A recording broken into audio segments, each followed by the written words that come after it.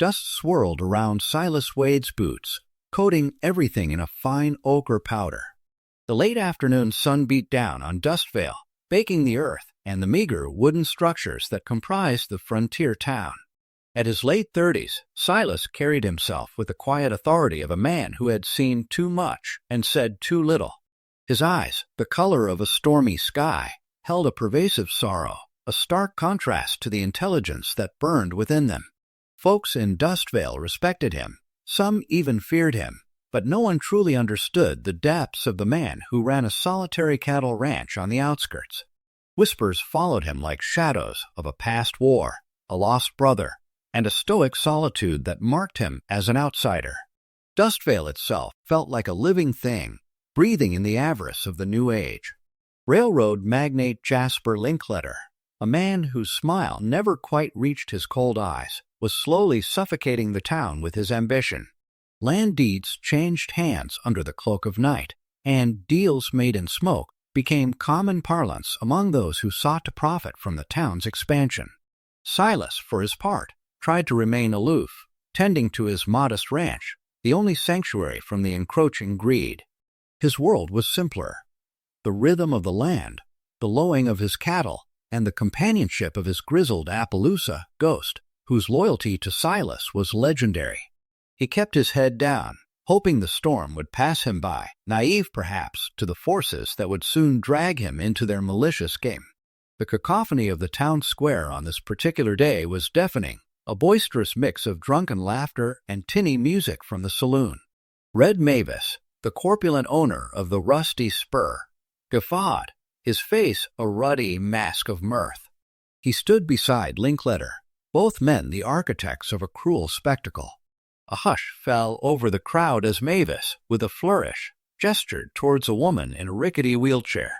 She was young, perhaps in her mid-20s, her posture slumped, her eyes wide with a mixture of fear and defiance.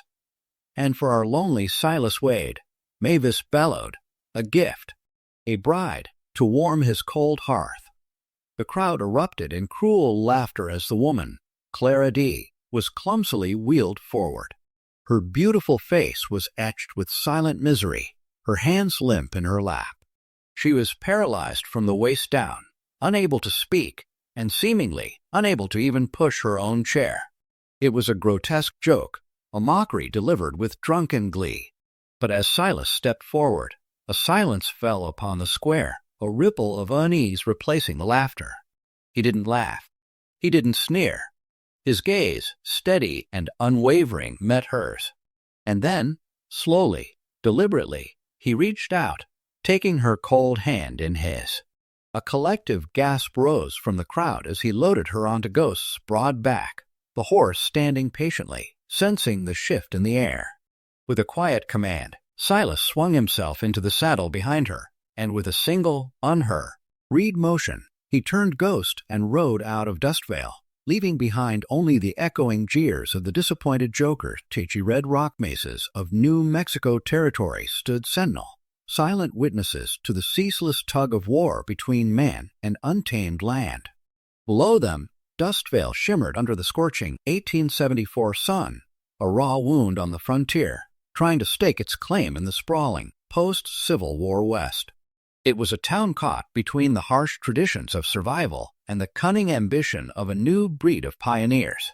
Here law was a suggestion, and chaos often presided.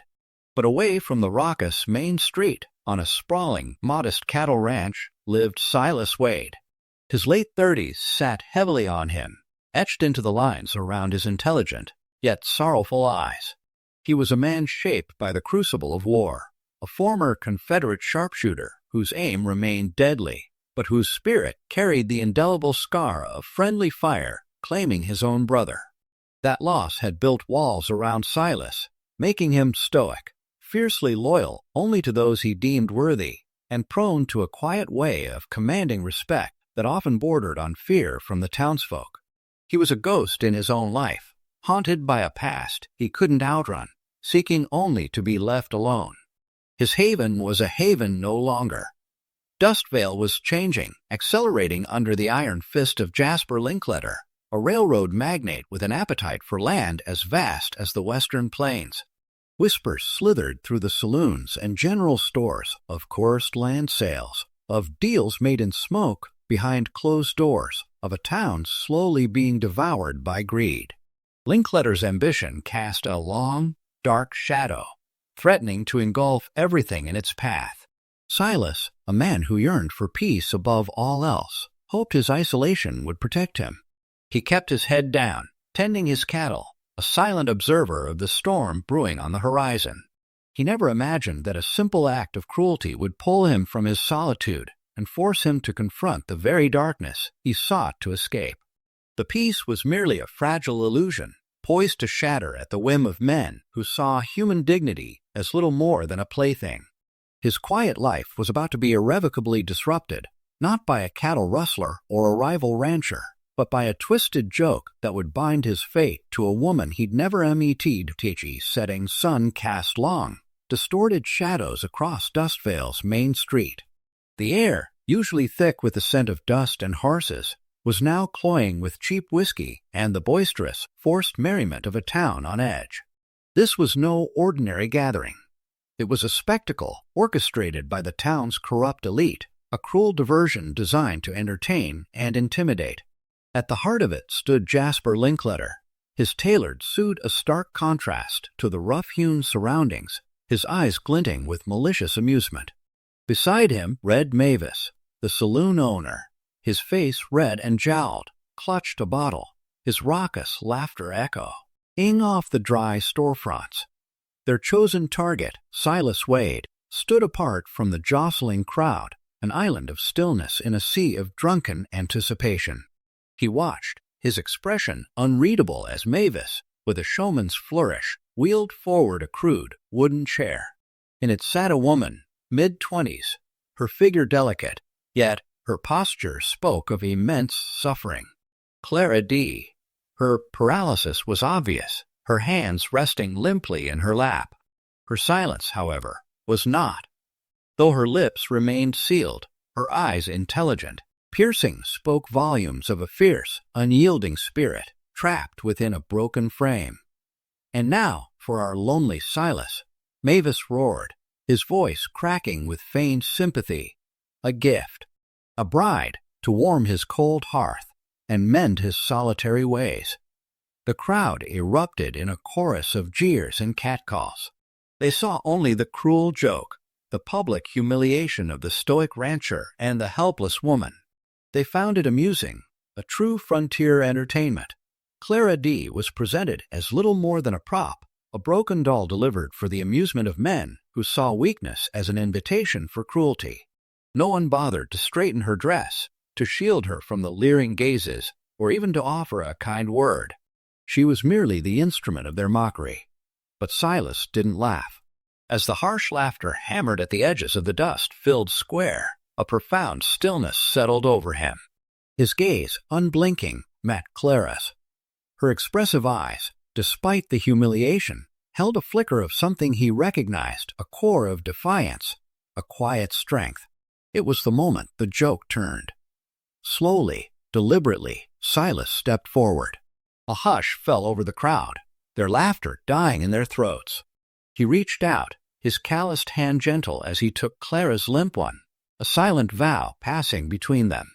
Then, with an effortless grace that belied her limited mobility, he lifted her from the wheelchair, settling her gently onto the broad, patient back of Ghost, his grizzled Appaloosa. He mounted behind her, his hat low, his features obscured. The jeers had vanished, replaced by a stunned silence. Silas Wade, with the woman they had presented as a mockery, turned Ghost's head and rode steadily out of Dustvale, leaving only a cloud of dust and the bewildered faces of those who thought they had truly understood the man. The joke, it seemed, was indeed on them. The journey from Dustvale to Silas's ranch was silent, save for the rhythmic creak of Ghost's saddle and the whisper of the wind. Clara, seated before him, was light in his arms, her body a fragile burden. He felt her flinch at every bump in the rocky trail, a silent testament to the years of neglect and the unknown circumstances that had led her to that cruel sham in town. As they drew closer to the ranch house, Silas saw Jesse Kincaid, the orphaned half-Navajo teen who lived and worked with him, standing by the corrals, a lone, lean figure against the setting sun. Jesse, sharp as any deezer, T-Hawk with a knife and steeped in the ancient ways of survival, looked up to Silas with the fierce devotion of a son. His eyes widened slightly at the sight of the woman on Ghost. Silas dismounted first, his movements practiced and efficient. Then, with a gentle strength, he lifted Clara from Ghost's back, carrying her easily across the short distance to the humble ranch house. The interior was Spartan, functional. A cast iron stove, a rough-hewn table, a cot in the corner. Nothing was designed for a woman, especially one with her condition. He placed her carefully on the cot, and she surveyed the room with those unnervingly intelligent eyes, a silent question in their depths. She clutched a small, ornate music box to her chest, its brass tarnished, one of its tiny legs broken. It hummed with a silent promise, a relic of a past life, a family now gone. The initial days were awkward. Silas, a man of few words, was at a loss. He knew how to break a wild Mustang, how to mend a fence, how to track a stray calf across miles of unforgiving terrain. But how did one care for a woman who couldn't walk, couldn't speak? He tried, fumbling with meals, unsure of how to meet her needs. Yet, a quiet determination began to assert itself. He dragged wood from the meager supply, fashioning crude but functional rails along the walls, providing her something to grasp. He scavenged parts, building a rudimentary cart that allowed her to move from room to room, granting her a small measure of independence. He rearranged his entire living space, adapting it to her presence. Clara, in turn, watched him.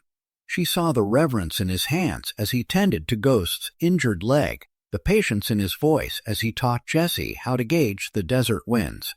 She saw the unwavering loyalty in his eyes, a stark contrast to the mockery she had known. Slowly, imperceptibly, the walls around her began to crumble. One evening, she picked up a piece of charcoal and, with painstaking effort, began to write on a scrap of canvas. Silas, returning from the fields, found her. Her first message, shaky but clear, "Thank you." In the days that followed, more words appeared, revealing fragments of her past. She had been a school teacher, her father a man of standing, until Linkletter's insatiable hunger for land had descended upon them. A debt, a deception, and then, as she put it in stark, charcoal strokes, Linkletter took everything. Her silence, he realized, was not a condition, but a choice, a defense against a world that had tried to silence her in more ways than one. She was thriving, a delicate desert bloom, finding unlikely purchase in the harsh, but honest soil of Silas Wade's ranch. Life on Silas's ranch settled into an unexpected rhythm, a quiet ballet of adjustments and growing understanding. He had never considered himself a domestic man, yet he found himself meticulously whittling new parts for Clara's cart, or carefully positioning the makeshift rails he'd installed throughout the cabin for her navigation. His ranch, once a Spartan reflection of his own solitary nature, slowly began to soften, its edges rounded by Clara's presence. She adapted with a grace that constantly amazed him, her bright, observant eyes missing nothing. She watched him, always, from her reconstructed world within the cabin. She saw the quiet reverence with which Silas handled Ghost, the old Appaloosa, tending to him like a trusted comrade. She saw the endless patience in his weathered hands as he taught Jesse how to mend a fence post or read the subtle signs of a changing wind. Jesse, the orphaned half-Navajo teen who was practically family, also absorbed Clara's presence with a keen, respectful curiosity. He recognized the spark of intelligence in her eyes, a reflection of Silas's own quiet depth. It was Jesse, with his practical mind, who brought her the charcoal and canvas after stumbling upon her attempts to communicate. And it was through these simple tools that Clara's story, previously held captive by her condition, began to unfold. Silas would return from the fields, dust-worn and tired, to find new lines of charcoal on the taut canvas. She wrote slowly, painstakingly, but her words were precise, painting vivid pictures of a life brutally interrupted. She had been Clara D., a school teacher, her mind sharp, her spirit keen. Her father, a man of quiet integrity, had been a landowner, respected in the nascent community that Dustvale once was. But he had fallen prey to the cunning machinations of Jasper Linkletter, entangled in a web of debt and deceit. Linkletter, ruthless and insatiable, had meticulously stripped her family of their land, their livelihood, and ultimately their dignity. He took everything, she wrote one evening, the charcoal pressing hard into the canvas, a raw edge of pain in the otherwise silent revelation. Her father had perished under the weight of Linkletter's oppression, and she, broken and exposed, had become just another one of his properties, silenced by circumstance and by choice. The music box she clutched, battered and broken, was the last tangible link to that lost world, a tangible symbol of life before Linkletter's shadow fell. Her past, now laid bare, resonated deeply with Silas's own buried sorrow. He understood the profound agony of losing someone to forces beyond one's control, of witnessing unspeakable injustices. The quiet sanctuary of his ranch, once a retreat from the world's harshness, now felt like a fragile bastion against a familiar threat. For Linkletter, who considered Clara his property, would surely come for her. And Silas knew, with a certainty that chilled him to the bone, that this uneasy peace wouldn't last. The threat was a rising tide, and soon it would crash upon their shore. The fragile serenity of Silas's ranch was not long for this world. Word, carried on the thin wires of gossip and resentment, eventually reached Jasper Linkletter in Dustvale. He heard whispers of the paralyzed bride not languishing, but inexplicably thriving under Silas Wade's care. He heard of the crude but effective adjustments to the ranch house, of the newfound spark in Clara D's eyes. Linkletter, a man who viewed people as property and defiance as a personal affront, saw this as an insubordination that could not stand. Clara D., in his warped estimation, was still legally bound to him, a debt chattel from her father's ruin. Her healing under Silas's roof was an affront to his twisted sense of ownership, and he intended to reclaim his due. The first signs were subtle. Like vultures circling, unfamiliar riders were spotted on the periphery of Silas's land. Then came the accidents: a weakened fence, a cut water trough, small, irritating acts of sabotage designed to wear them down. Silas, ever vigilant, tightened security, his hand never far from his holstered gun. Jesse, with his keen understanding of the desert and its hidden dangers, became an even more invaluable scout, his young eyes constantly scanning the horizon. Then Linkletter played his hand, no longer bothering with subtlety. A coordinated ambush was sprung as Silas and Jesse were bringing in a herd. Gunshots rang out, splintering the quiet landscape. Silas fought with the precision of a seasoned sharpshooter, his movements fluid and deadly. But they were outnumbered, and the attackers were ruthless. Jesse, trying to flank their assailants, was caught in the crossfire, a searing pain in his arm as a bullet found its mark. Ghost, Silas's loyal Appaloosa, whinnied as a shot grazed his flank, a crimson stain spreading across his grizzled hide.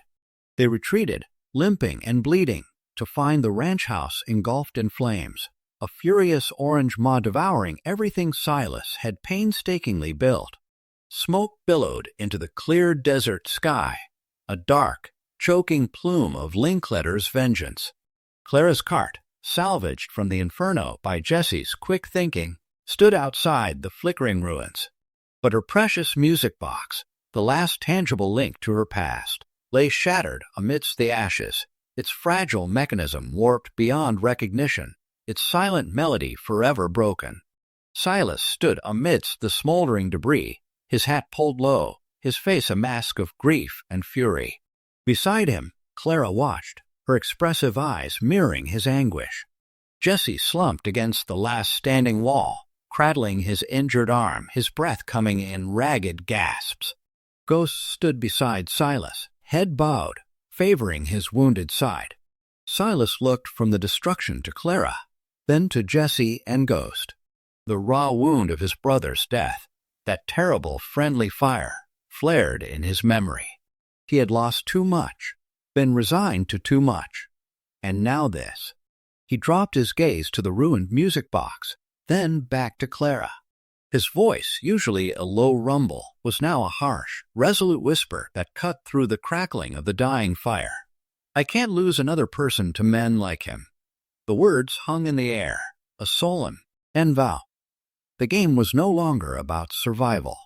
It was about fighting for what remained, for what he refused to let be taken from him again. The ashes of the ranch house still smoldered, painting the twilight with the acrid scent of destruction.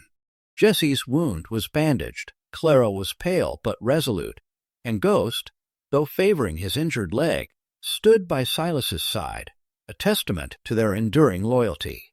In the face of utter devastation, Silas felt a familiar, chilling rage begin to simmer, a controlled fire he hadn't allowed himself to feel since the war. Linkletter had crossed a line, violated the sanctity of his home, and threatened the fragile lives he now protected. Then, a surprising visitor. Reverend Amos Booker, his aging frame shadowed by the flickering embers, arrived at the devastated ranch. The preacher, a man of God burdened by a town that increasingly ignored his teachings, had struggled with his own conscience, torn between his pastoral duties and the rampant corruption he witnessed. He had seen Clara's quiet suffering, recognized her inherent goodness, and felt the stirrings of a call to justice. As Silas surveyed the ruins, hat low over his storm-gray eyes, Booker approached, a worn leather-bound document clutched in his trembling hand.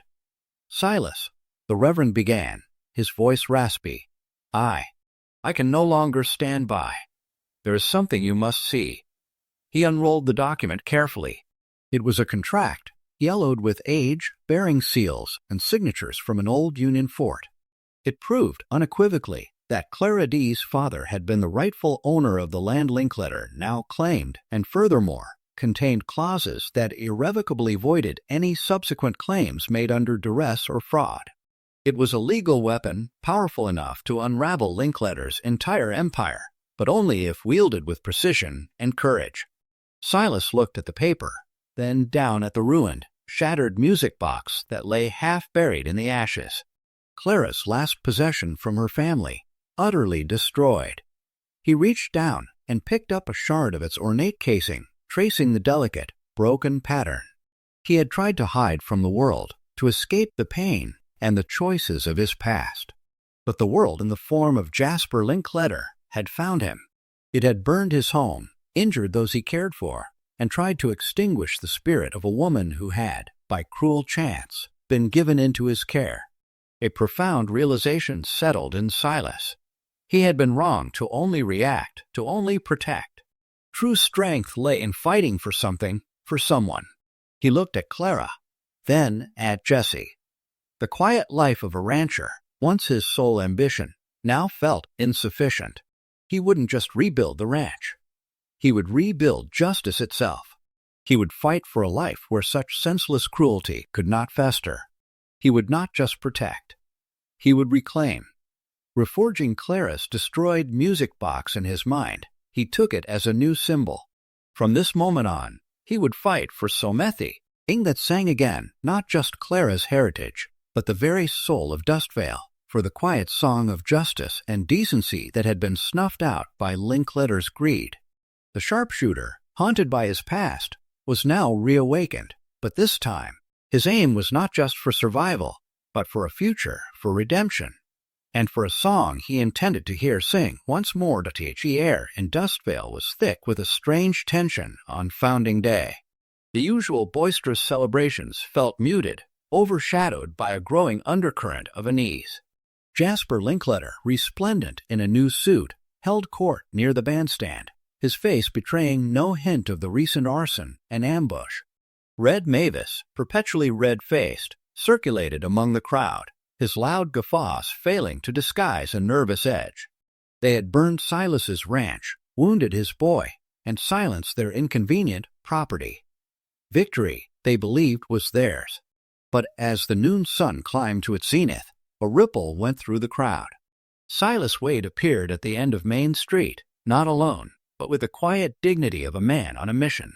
Beside him, pushing Clara D's custom-built cart, was Jesse Kincaid, his arms still bandaged, but his gaze sharp and determined.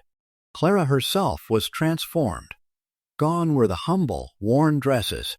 Today, she wore a hand-sewn gown, simple yet elegant, a testament to her renewed spirit. Her hands, once clasped in silent despair, now rested purposefully on the arms of her chair. Silas stopped squarely in the middle of the street, directly facing Linkletter and Mavis. The crowd hushed, sensing a different kind of spectacle. This was no drunken joke.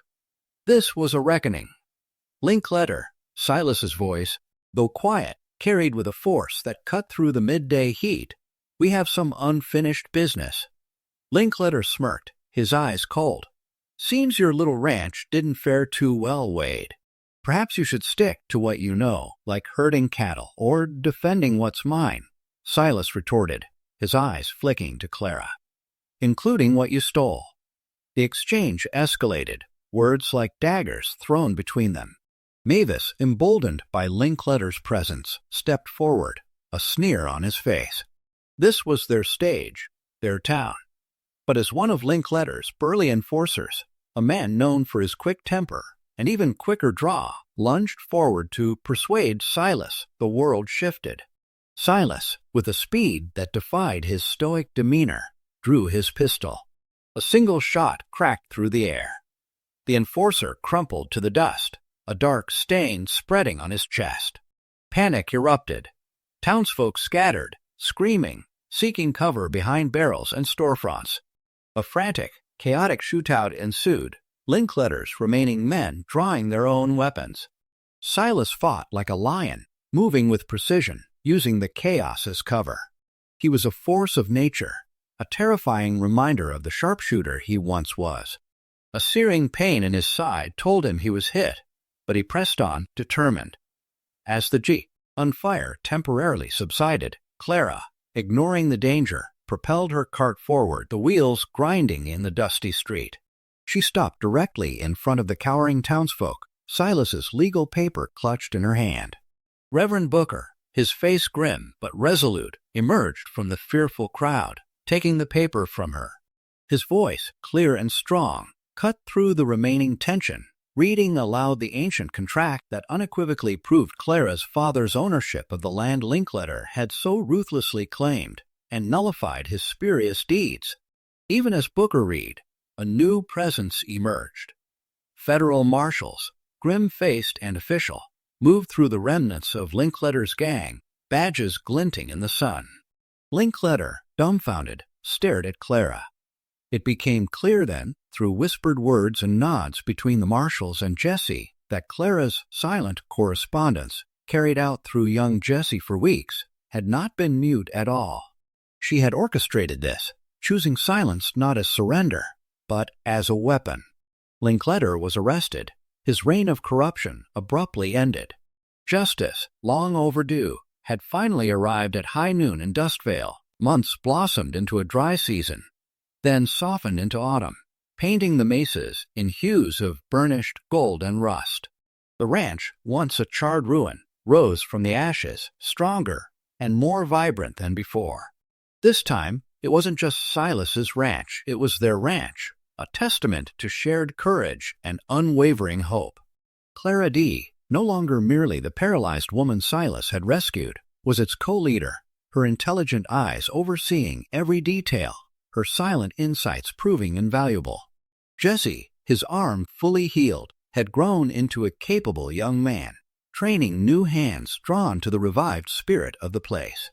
The scarred land around them, once a symbol of Linkletter's destruction, was now a canvas for their new legacy. Clara, for all her quietude, held a vision for Dustvale that transcended simple ranching. On a newly cleared piece of land, a small, yet sturdy schoolhouse began to take shape. It was Clara's dream, born from her past as a teacher, a beacon of learning accessible to every child, regardless of race or circumstance. She may have been unable to speak a single word, but her dedication to education resonated through the entire valley. And then there was the music box. The damaged relic, symbol of everything Linkletter had destroyed, had not been forgotten. Silas, with the meticulous patience of a watchmaker, and the ingenuity he'd shown in adapting his home for Clara had worked tirelessly to mend it. The brass gleamed, the tiny mechanism restored, and one quiet evening, a delicate, tinkling melody finally spilled into the air, a resurrection of sound, a triumphant echo of hope over despair. High above the ranch, a new trail was forged, winding its way up the red rock mesas to a secluded lookout point. Jesse had called it Clara's Climb, remembering the second night Clara had spent on the ranch when Silas had carried her to that very spot, showing her the vast, star-dusted sky as a promise of peace.